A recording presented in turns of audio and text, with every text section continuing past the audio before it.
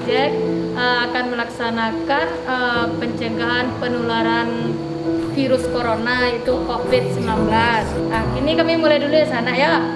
Dah.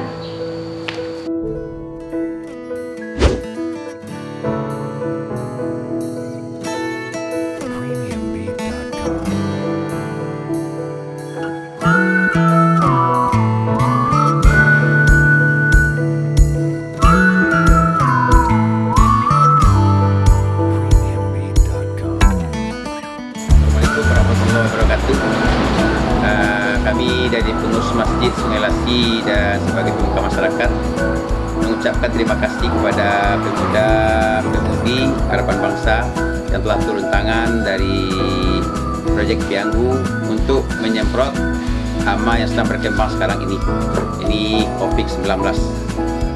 Mari dalam menghadapi musibah COVID-19 ini kita tidak takut, tidak cemas, tapi dekatkan diri kepada Allah.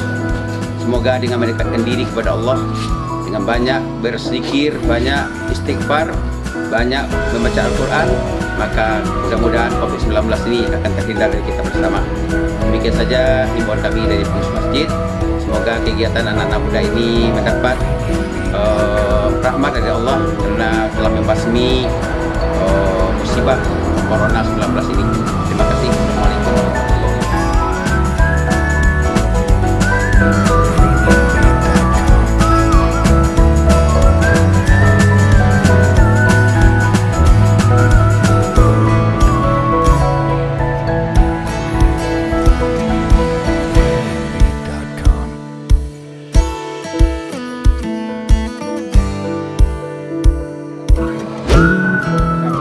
Warga masyarakat Sungai Lasi, khususnya di Jembatan Tebakar Sungai Lasi, mengucapkan terima kasih banyak kepada pemuda-pemuda Sungai Lasi untuk pengabdiannya di dalam memberantas virus corona, khususnya di Mushola Istiqomah Jembatan Tebakar.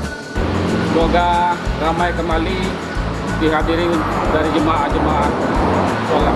Terima kasih banyak.